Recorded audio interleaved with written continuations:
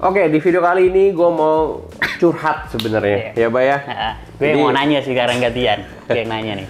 Tapi curhatan ini sebenarnya sebuah ilmu yang bisa dipelajari. Jadi banyak suka duka, berikut curhat, keluhan, banyak dah. Jadi gue menarik nih kok. Lu pernah ngobrol di konten mana tuh gue lupa tuh kok. Lu bilang dapat 1 miliar pertama itu dari setahun. Ya. Terus habis itu lu kan gue tahu tuh karena lu dapat kontrak yang itu, gue udah pernah ya pokoknya cerita konten-konten yang 1 miliar mah gampang tuh karena lu 1 miliar mah karena di channel-channel lain juga ada tuh katanya lu bikin pabrik habis itu lu pitching ke investor udahlah itu gue mau tanya tuh ketika lu bilang lu kena rugi sampai 3 kontainer terus ternyata dalam kontainer itu ini lu bilang tuh isinya cuma satu box kok satu karung itu tuh how tuh kok terus kok lu bisa gitu kok kan katanya lu kan udah udah jalan udah kan pengalaman ya makanya udah pengalaman kok masih bisa ketipu gitu bangke gimana tuh pengalaman masih ketipu apalagi orang yang nggak pengalaman habis itu kayaknya tapi sebenarnya itu gue mau mulai itu gimana lu ketemu sama orang itu kan lu bisa percaya gitu loh sebenarnya susah ini gue nggak bisa bilang satu orang ya ini sebenarnya sekelompok. Yang gue juga tidak tahu ini siapa. Jadi kejadiannya lucu. Waktu tahun 2000 berapa ya? 2016 kan gue udah mulai ekspor tuh 2016 awal.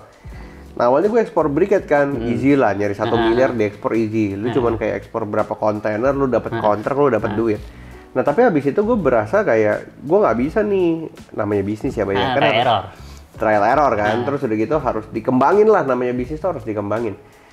Dari briket, gue akhirnya berpikir bahwa gue harus main di turunan produk kelapa lainnya. Nah, gue kan sebenarnya nyari arang batok di Maluku. Gue muter-muter tuh. Gue awal pertama ke Ambon, Pulau Seram. Dari Pulau Seram di situ gue dikasih tahu bahwa ternyata di Maluku Utara, Ambon kan Maluku Tengah, Maluku Utara tuh lebih rame. Yang lo tidur ketemu kecoa gede ya tadi. Itu ngeri lah. Pokoknya itu serangga-serangga level dewa di situ semua. Tapi intinya waktu gue kesana itu lama, Mbak. Jadi di situ ada namanya Desa Mamuya. Desa Mamuya ini desa yang jauh sekali dari Ternate. Jadi Ternate itu kan Maluku Utara.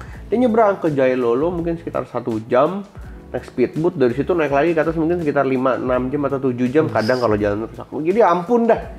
Nah, jadi di sana itu sebenarnya gue ngelihat dari awalnya gue mau nyari tempurung, di situ tempurung tuh nggak ada.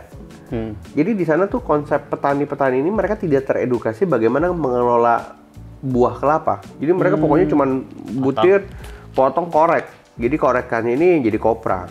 Gue bilang salah kalau kayak gini udah setengah nih gue nggak bisa ambil cangkangnya. Jadi gue harus ngajarin ngupas. Makanya gue lama tinggal di sana, hampir setahun gue tinggal di sana. Nah, yang menarik adalah gue berpikir mending gue bisnisin semuanya sekalian. Iya. Gue kan bisa nyari bisnis. Bisnis. Gue pikir gue jago bisnis. Jadi gue daripada gue cuma ngambil tempurungnya, ada daging yang tidak gue kelola, mending gue ambil sekalian.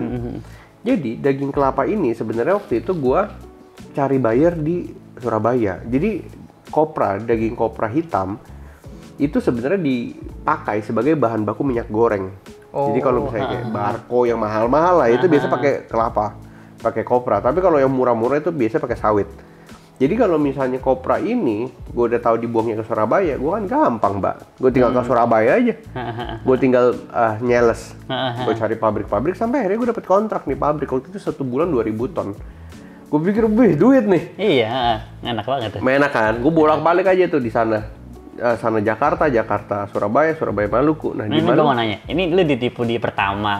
Enggak. Atau kesekian? Nanti. Ini menarik nih. Jadi gue nggak ditipu di awal, karena buat gue, kita kan bisa mitigasi. Bisa mitigasi resiko. Tapi ada satu hal yang menurut gue jadi pelajaran buat teman-teman ketika mau bisnis di daerah orang. Ini bukan di daerah sendiri ya, di daerah orang. Tadi nih masuk nih. Gue pikir kan kayak sama-sama orang Indo, apa sih yang salah gitu kan? Nah, ketika gue ke Maluku Utara, tepatnya di Desa Mamuya itu, gue ada ngambil gudang. Jadi gini, dari perkebunan di namanya Lolo da Galela ke Tobelo itu jaraknya jauh, Pak.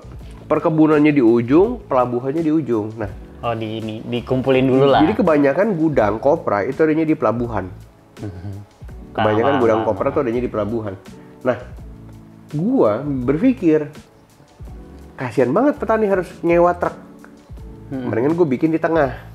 Jadi di antara jarak itu gue bikinlah gudang di tengah. Gudang di tengah ini sebenarnya menjadi salah satu solusi buat si petani. Biar nggak kejauhan. Biar nggak kejauhan, tapi harganya gue terima harga pelabuhan. Karena kan gue bukan tengkulak. Ya gue tengkulak sih, cuman gue kan nggak jual ke orang calo lagi. Gue kan harus jual ke pabrik. Jadi gue punya margin tuh tinggi. Daripada gue makan sendiri. Ya udah gue anggap aja gue kasih petani logisnya gue yang tanggung. Jadi gue bikin waktu itu plang ya, terima harga kopra harga pelabuhan kayak Pring Sewu. Wah ini bakalan kena kanan kiri nih. Gue berpikir kayak cara gue menginformasi petani kan gitu. Mulut ke mulut kan gue capek ya.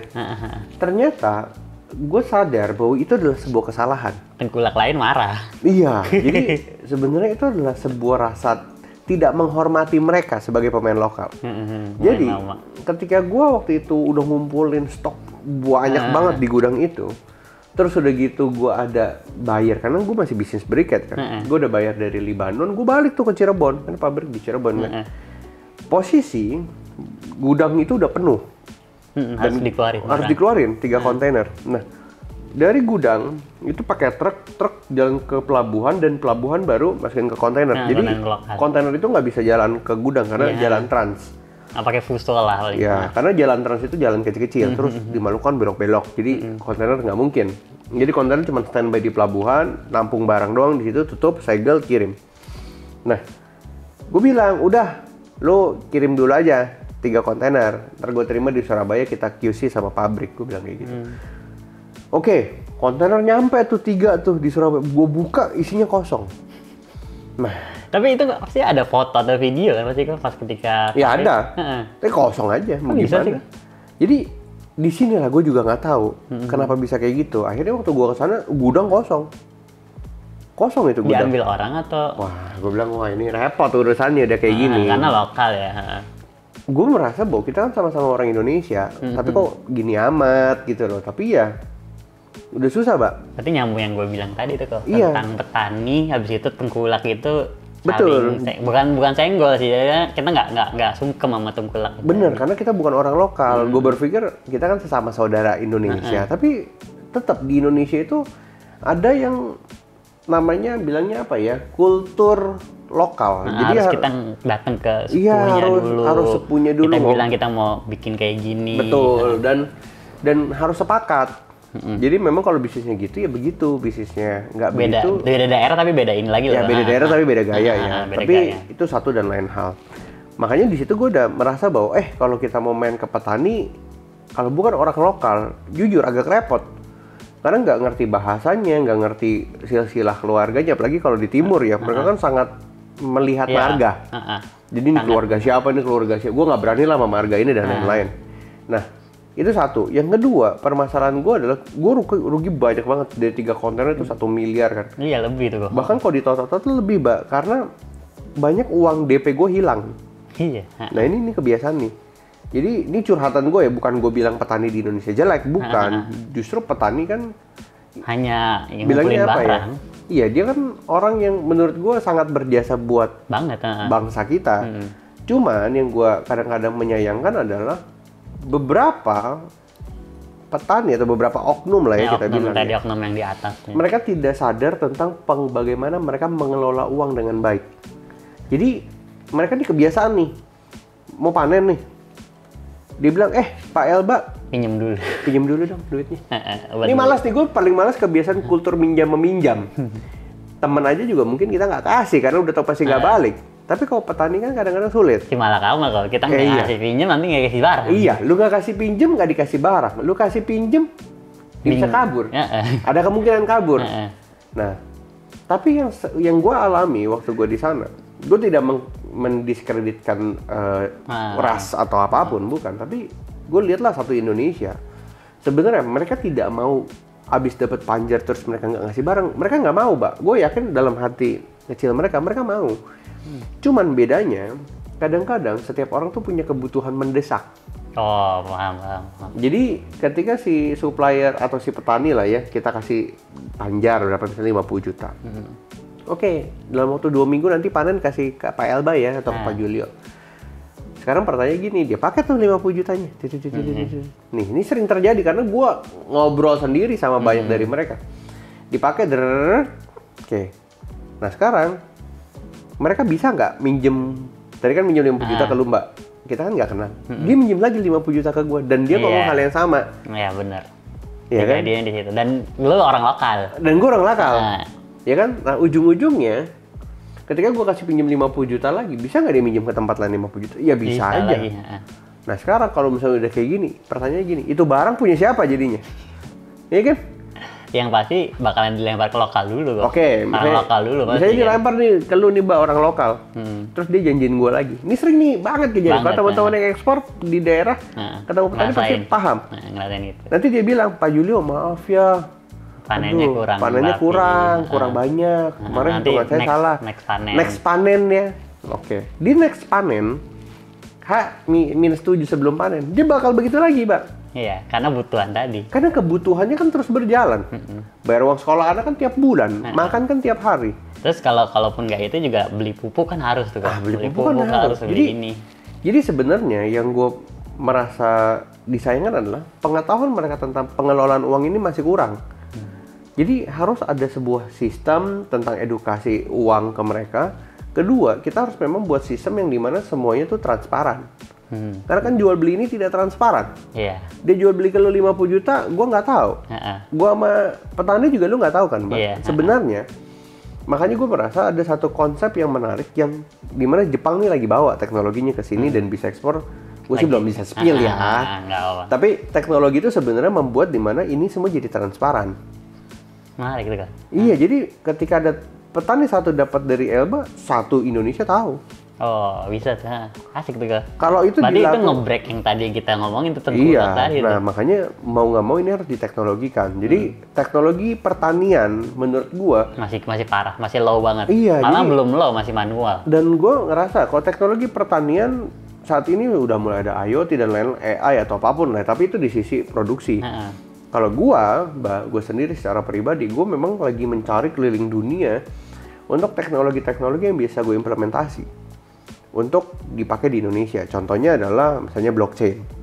Jadi blockchain ini yang menurut gue bisa memberantas hal-hal seperti ini.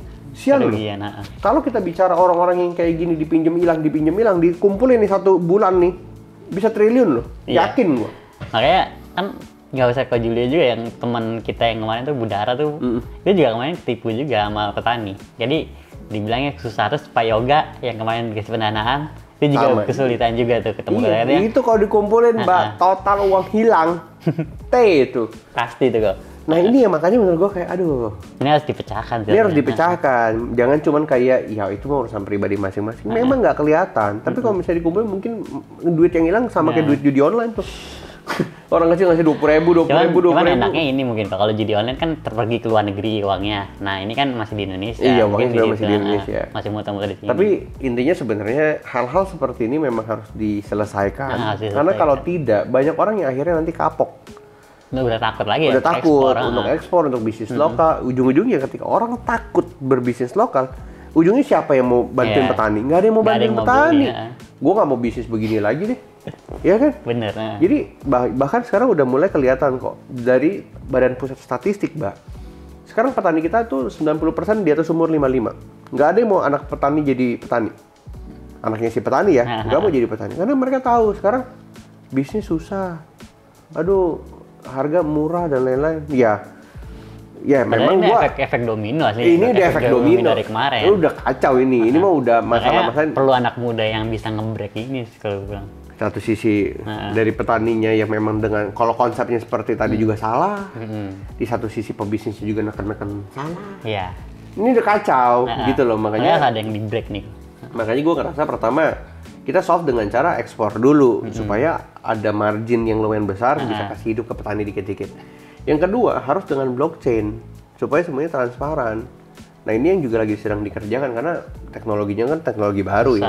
Dan makanya kayak yang lu bilang kan, kayaknya nggak bakalan ke petani ini, tapi blockchain-nya lebih ke anak petaninya. Si anak petani dan lain-lain, dan menurut gue itu sebuah hal yang menarik karena kan itu harus teknologi dan aplikasi ya. Kalau misalnya petani suruh pakai kan, sudah pasti bingung. Yang punya HP ya, emang kemarin aja gue datang ke Sukabumi nggak dapet jaringan kok. Ya itu, makanya ini sebenarnya masih banyak yang harus di-develop. Tapi kalau kita bicara dari sisi bisnis ekspornya sendiri, gue sangat suka dengan trading ini. Cuman ya gue selalu bilang tadi, yang mungkin di video-video sebelumnya tadi kita ada ngobrol, kalau memang kalian masih pemula jangan bisnis sama petani dulu, biar orang lokalnya aja yang beli barang dari petani, mereka yang jadi tengkulaknya, kita yang mungkin beli dari tengkulak atau kita yang ke pabrik.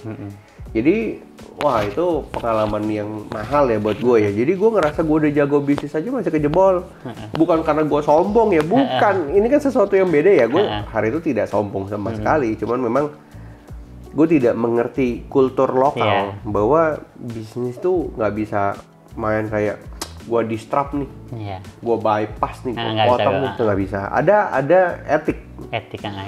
Apalagi di Indonesia ini kan kita kultur Asia ya, yang masih kekeluargaan, yang masih pakai perasaan, yang masih nggak enakan, yang ngobrol aja kayak aduh gue nggak enak sebenarnya ngomong kayak gini. Padahal gue mau nolak nih, cuman gimana caranya? Jadi masih ada kultur itu yang harus diikuti, kecuali kita bule ya. Lo mau sikat gue di sebelah kanan, gue sikat lo di sebelah kiri. Audi, BMW, Mercy aja iklannya bisa berantem. Maksudnya dengan sebut branding satu sama lain. Jadi ya memang biasa, tapi kalau di kita belum bisa. Jadi memang kalau teman-teman yang pengen belajar turun ke lapangan ya sowan dulu. Sowan. Silaturahmi dulu. Kan lu juga kemarin ngambil barang dari Bandung kan? Itu datang dulu ke sana. Ada orang Bandung ya? Ada orang Bandung ya. Ngobrol sama orang Bandung habis itu. Jadi tim lu ada orang Bandung?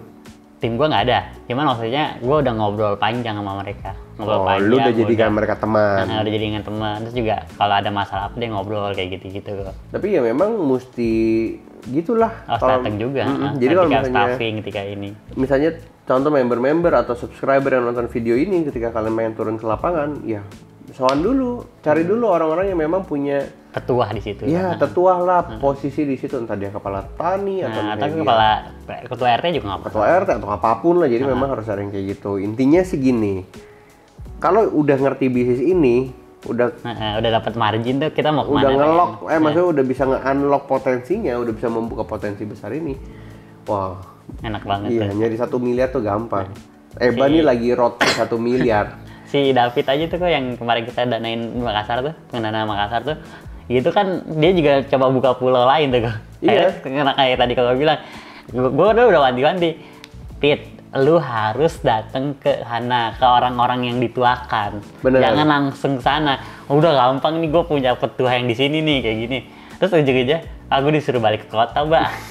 Ditolak ya? Ditolak. Jadi katanya ya tadi ya. Tetap harus datang ke orang lokal. Harus duduk, harus ngobrol. Mereka juga mau kalau diajak ngobrol. David itu member kita dari Tegal. Dia ngambil barang di Makassar. Ngambil barang di Makassar. Sampai jadi tinggal di sana. Tinggal di sana, harus cari orang lokal sana. Nggak bisa lah main sendiri, nggak bisa. Dia kenal lokal. Nggak bisa kayak gua, sok-sokan, sok jago, nggak bisa. Jadi itulah sebenarnya mungkin tips yang kalian bisa dapetin dan terima. Jangan ngelakuin kesalahan kayak gua, karena itu abis kalian. Kalau misalnya kalian itu nge-bypass orang-orang lokal, jadi ya carilah teman sebanyak-banyaknya. Meskipun kalian mungkin kadang-kadang berpikir, aduh margin gue nanti kepotong.